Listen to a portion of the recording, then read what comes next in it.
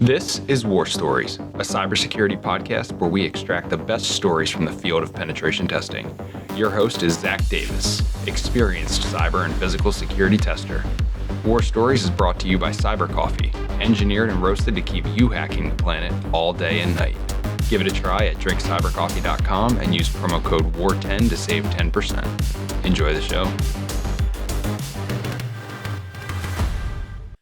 I'm going to talk about hashing algorithms. I feel like this was ASMR a little bit. Yeah. Hashing algorithms. All right.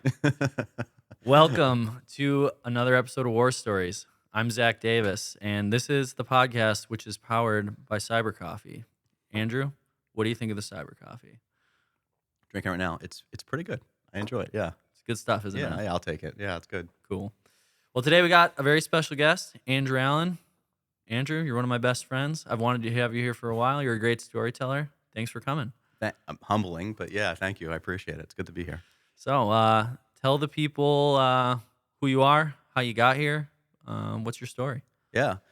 So I got my start in IT. Actually, I was in Iraq, and I wasn't in the Army for IT at all, right? But my team sergeant, he decided to have me crimp and cut and run Cat 5 in the very reasonable and comfortable Iraqi heat. I never heard this story. Yeah, I never knew that. And so, just crimping this Cat 5 wire, Lining learning up it. all the I didn't know colors. anything about internet or Ethernet or networking. And then, of course, we're using this like the satellite network. And so the latency's awful, right? And so I've learned the frustrations of managing a small network with high latency, And so although that's frustrating, it was also a really good experience because it gave me a taste of networking and kind of the underlying IT field. Sure. So then left the Army, went to school for programming, which is because cybersecurity wasn't as prevalent as a field right back then. You're a Temple guy, right? Temple guy, yeah, Along absolutely. with Ryan and a few of the others who have been on here. A lot of the folks, that are Yeah. going to be that are here, that have been on here, and will probably be on here. Yep. But I went to school, and then I had a few internships, and eventually landed at Protiviti, where most of us come from, and Heard a lot of Protiviti stories. Everybody knows about the lab, the windowless room. He was a part of that. yeah, it was great, and I fell in love with offensive security at that moment, and it was just, I don't know. I've done defensive things before that, and it was just magical, right? And for lack of a better word. So Protiviti happened. Eventually, I was doing a lot of pen testing, web, network, internal, external, all the normal stuff. You were our PowerShell guy for a while. When that wave was coming through, you were the one who I think kind of dove into that and developed a lot of the techniques that we were using at the time. Yeah, it was a lot of fun, and I'll dive into that with a favorite tool also. But we had a good group, a lot of smart folks, and we taught each other, we learned from each other, and it was a great time. But eventually, I wanted to kind of, hang out those technical responsibilities a little bit. And so I went to Accenture where I was in the threat and vulnerability management space. And most of my focus was in kind of maturing vulnerability management programs for large enterprise environments. And the cool thing is I got to leverage that offensive mindset, the attacker's mindset, to kind of help drive these like prioritization and stuff like that when it came to vulnerability management. So at Accenture, I recently, though, I left Accenture and I'm going to a new company, and it's going to be focused on application security. I'm super excited about it. Yeah, very excited for you too. I know it's been a long time coming. You're looking forward to making the next move. Good stuff. Absolutely, yeah. So, what do you got for a tool? I might know what it is. I have a feeling I could guess. Is it going to be something you created? No. No, I wasn't even going to mention that. Well, it was going to follow on really nicely because your tool, Jude on the last episode talked about Bloodhound, and I was going to say that the tool you created, so Andrew created this awesome tool called PowerShell, which used PowerShell to enumerate an Active Directory environment. It was before Bloodhound was a thing. And it was pretty cutting edge at the time. I think now it'd be a little bit old school, but it was a great tool. Thank you. Yeah, it may be broken too. I don't know if it's still working, but I mean, it's great you mentioned that because PowerShell was essentially based on PowerView, which I believe Harmjoy or Will Schroeder were kind of made. So the reason I want to say PowerView is my favorite tool is because, which is like a predecessor a little bit to Bloodhound, but I think as a consultant, especially early in your career, it's a fire hose, right? You're learning a lot of things. You don't really know where you want to focus in, but you know that you're not good at anything at the moment, right? And there's a lot of smart people around you. I got my hands on PowerView at the time. And this is when, as you mentioned, like PowerShell wasn't as big as it was at this peak. Just for the audience who might not have heard of PowerView, so like when you're doing a penetration test on a Windows environment, an enterprise Windows environment, knowing the relationships between different computers, different users, different groups is incredibly important, because if a user is a member of a certain group that has administrative rights to a certain computer, like you need to know that stuff. Yeah. But how do you map that out? Well, PowerView is a PowerShell based tool that had all these different functions you could basically use to enumerate all this detailed information about the schema of Active Directory. Yeah, absolutely. It's data gathering. It allows you to focus your attacks, so you're making less noise or you're being more effective in a more compressed timeline. It's one of those tools that's like a force multiplier, right? And when I found this tool or discovered it, whatever you want to call it, it was just like a light bulb went off. Like, this is an amazing tool, and I want to know how it works. And I have Mike, which you'll probably have on soon. Mike's 5 and our old boss, kind of in my ear. He's on deck, actually. Oh yeah. He's like in my ear. He always told us, like, make sure you understand your tools before you run them, right? Make sure you understand how they work. So this, obviously, it's risk mitigation, but it's also so you can be a better consultant, you can be a better performer, and you can achieve your goals. So when PowerView it's used against something called Active Directory, which is a lot of enterprise environments use to manage their assets. And so I went deep. Like I started building my own Active Directory environments. I built like a domain controller, which is like a mothership of this environment. And I added computers and 10,000 fake users, and and I built like a monitoring solution called Elk, and so like it was a good opportunity for this tool to drive that curiosity with learning how Active Directory works, learning how these networking protocols work, which made me better at my job overall. And so it made me, I don't know, I would come in after a weekend and I'd be excited to tell everyone about the new technique I learned, new function I was messing with. still use, running PowerShell has gotten a little bit, I guess, noisy. It's not as popular as it used to be, but I still have the cheat sheet that you created in those days, where if I am doing like an assume breach or something where I can run whatever I want, a lot of those functions and that whole sheet of different things you can do, that it still works. It still gives you really good information. Well, and for those who don't know what PowerNum is, that was probably is that the culmination of your PowerView, PowerShell stuff, which Andrew basically wrote this incredibly nice topper or wrapper for PowerView, where you could run just one command. It would capture all this information and would dump it into Excel sheets, and everything was parsed and organized in a really nice way that made it even easier to use the data. Yeah, thank you. Explained it better than I probably would myself. Yeah, it was exactly what you said, where I was trying to get a good output that was easy to digest. We were running the same commands over and over and over, so why not automate it as much as we could? And so there was already a tool that did it, so I make sure I encapsulated it and made it output to Excel. And it was pretty nice. Yeah, thanks for plugging that. I appreciate it. I haven't talked about that in a while. I think Ryan still uses it sometimes. I forget we were on a test. I think we were talking about running PowerNum. It's fun. I'll give Ryan some kudos. He helped me get the idea to do that in the beginning. Really? Okay. We were because we were attached to the hip and we were always exporting to Excel. He's like, why don't you just automate this thing? So I just kind of took it and ran with it. Yeah. Ryan was the Excel guy, so I'm not surprised he was. I still create Excel sheets when I have my Nessus results. I still use the process he taught me. I think a lot of people endorsed him for Microsoft Excel on his LinkedIn. So he's definitely an Excel guy. Cool.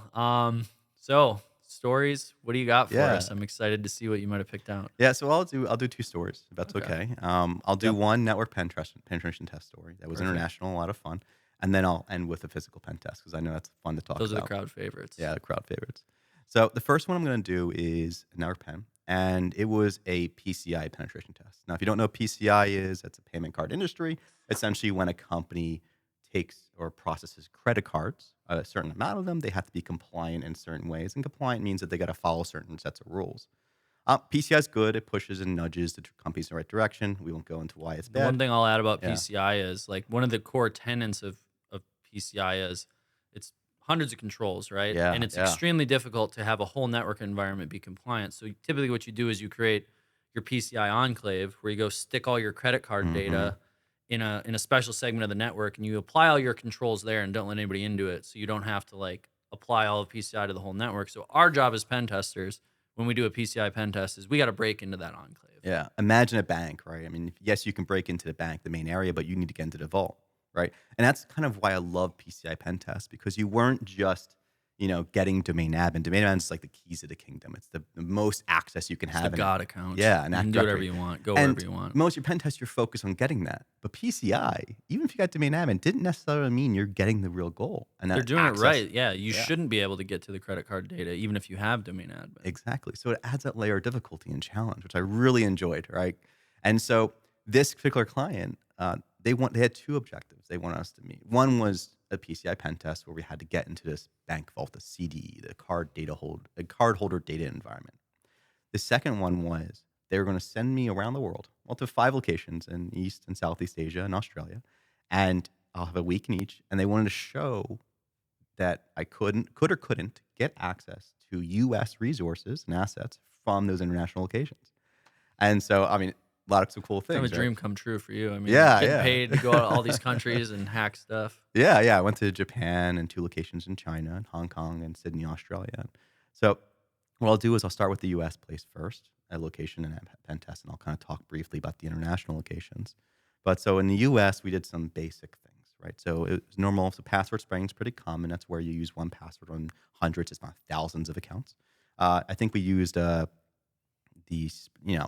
season and year, which was pretty common back then. I don't know if it's still use common. that one. Spring 2024. Exactly. Exclamation point or whatever. And they had this external Citrix interface. So Citrix is a technology that lets a employee access resources from their home or wherever to internal resources at a company, right? So we sprayed passwords. We got it. I got it. And then once you get Citrix, there's this fun little section of offensive security where it's called Citrix breakouts, and people get really good at it. I know our friend Matt, really good at it. Yeah. This was not a fancy breakout. This was I loaded up Internet Explorer in Citrix and c:/cmd.exe, and so out pops up a command prompt. Yeah, right? So Citrix was supposed to be a container that basically, I mean, if you've used it, you know what it is. But basically, you have all these tiles. You log into a web interface. There's a bunch of tiles. You click on Outlook, and your email pops up. Yeah. But for a pen tester, we don't want any of that. We want the command line, and we want the command line on the server that's running all that.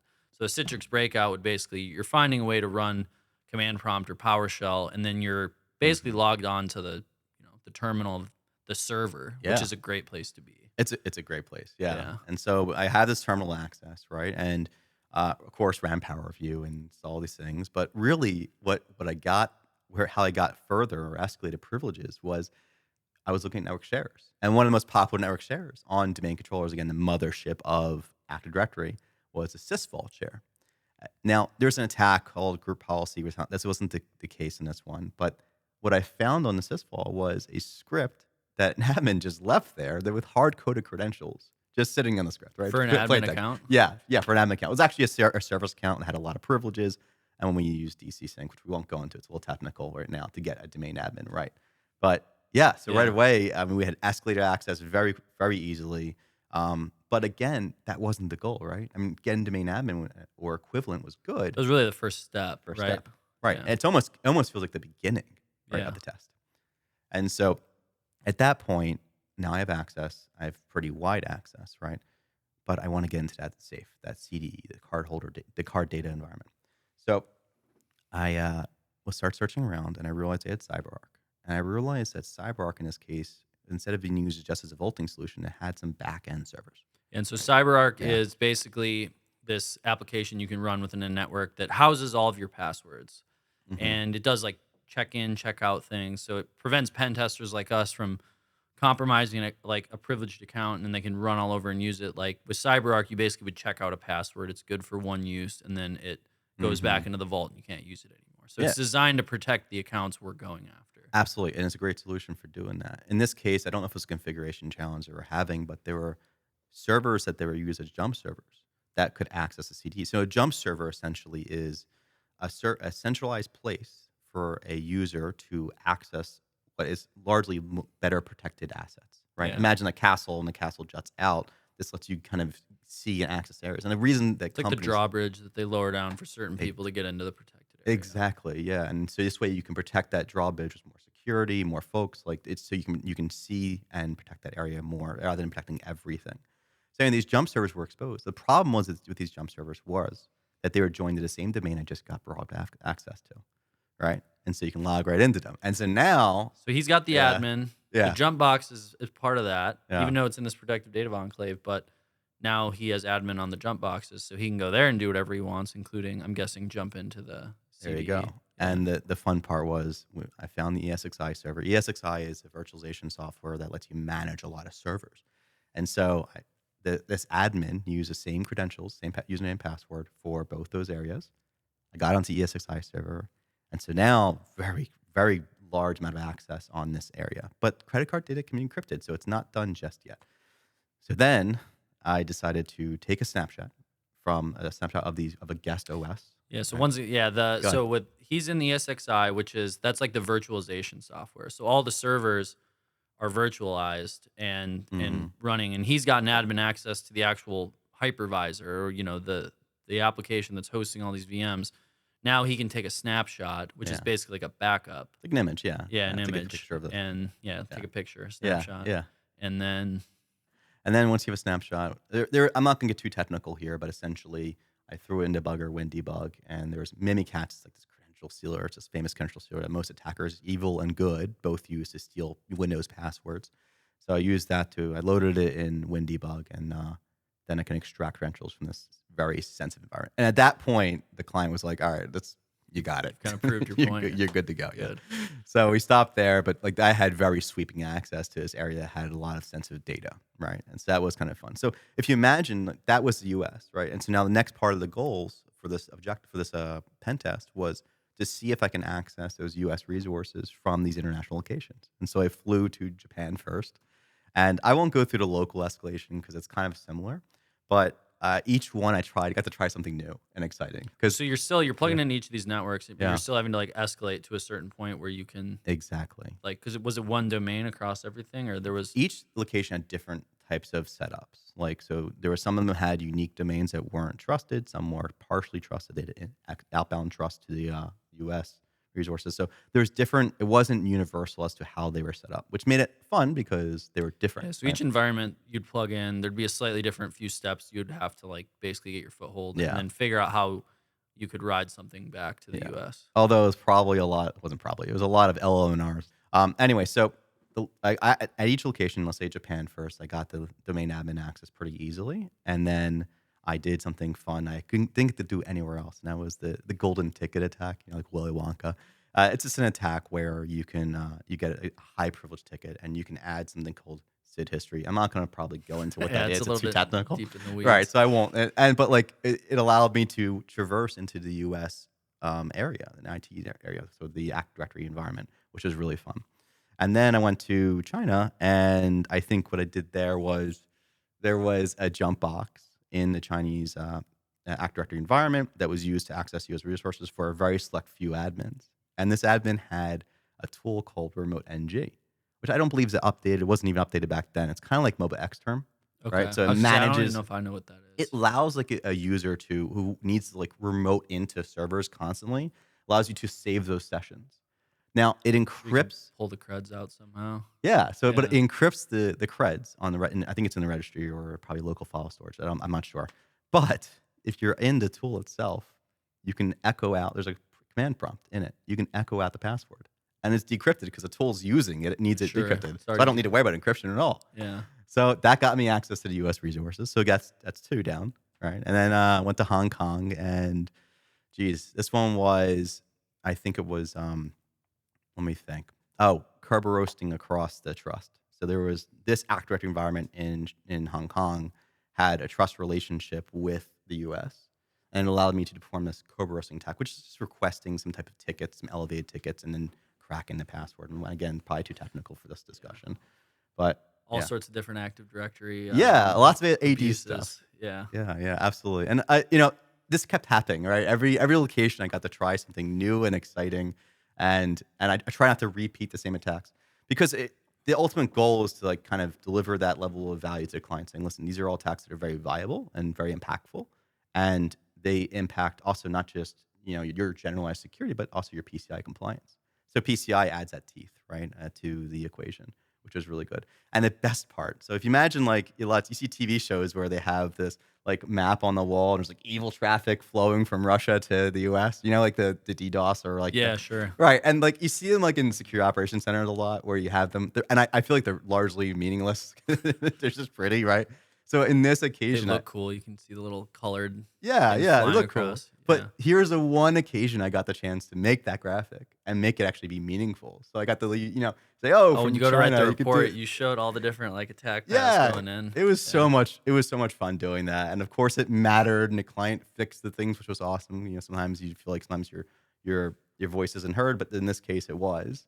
And so that was really exciting to kind of do that pen test and travel around the world and meet a lot of folks. And as a young guy, and you're, I guess probably late 20s at that point. So that's got to be like the most incredible project ever. Absolutely. Just flying around, hacking the U.S. from different countries in cool ways. Yeah, as good as it gets. A lot of fun. Yeah, absolutely. Yeah.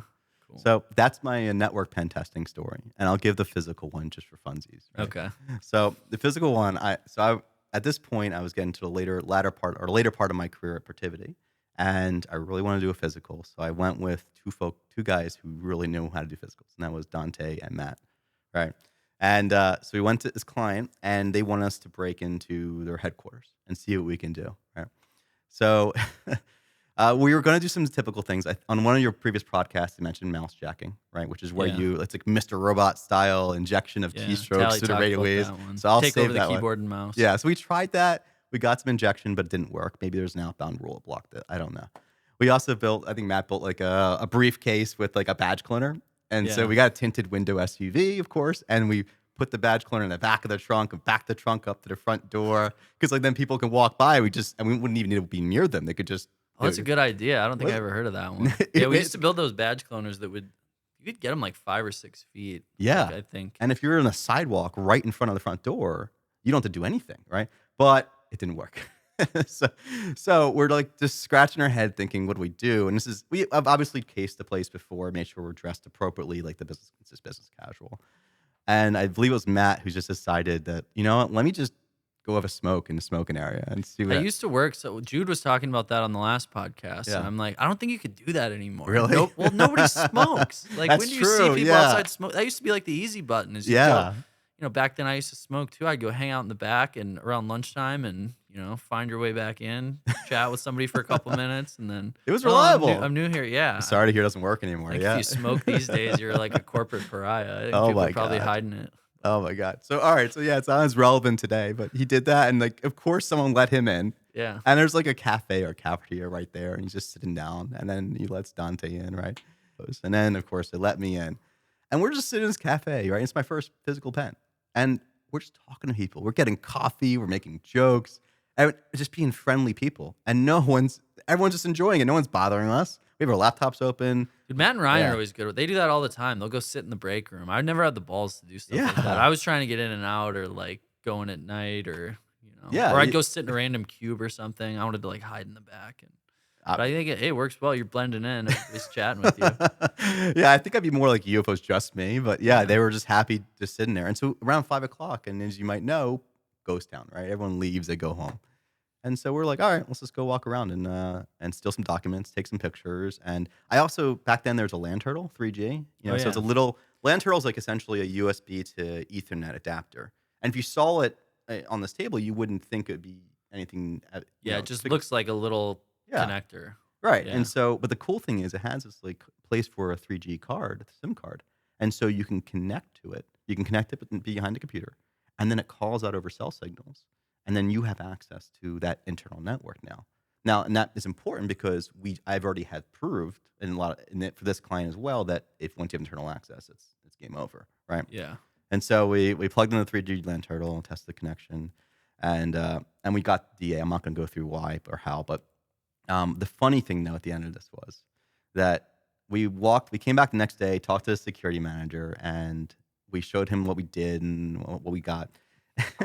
And we walked to the ID room. There's an ID and badge printing office there, right? And we would have had full access because no one was there at that moment. But he walked us in, and I don't remember who was myself or Matt or Dante. At some point, we're like, it would really suck if this keyboard had the password underneath it written to the ID printing badge thing. It did. You left it It up. was literally a Post-it of the password for this ID printing machine. We didn't see it during the pen test, but and the manager was like, "Oh my god." Dude, the amount of times the way people write stuff down, like when I used to do a lot of banks and credit unions at the beginning, I cannot tell you how many times I found the codes to the vault taped like underneath like one of the teller desks or whatever. They just had I'm like, what's the point of having a vault if you're just gonna tape the combination down right there? Oh my god, like, it's pretty crazy. Don't write down your passwords, people. I mean, it sounds obvious, right? Yeah, exactly.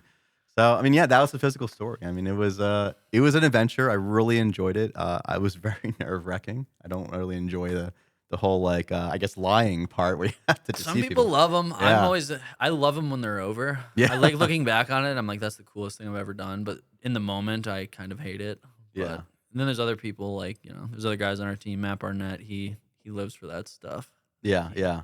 I admire that. Yeah, I do too. But I'll go do them with him. But I don't like doing them by myself. Yeah, absolutely. Cool. All right, Andrew. Well, great stories. Yeah, thanks for coming. It was a lot of fun. And thanks for joining us for another episode of War Stories. And don't forget to check out CyberCoffee, available 7x.com. Two kinds, Costa Rican and Black Hat. Both very good. So we'll send you home with a bag. Absolutely. All right. Thanks, everybody. Have a good day.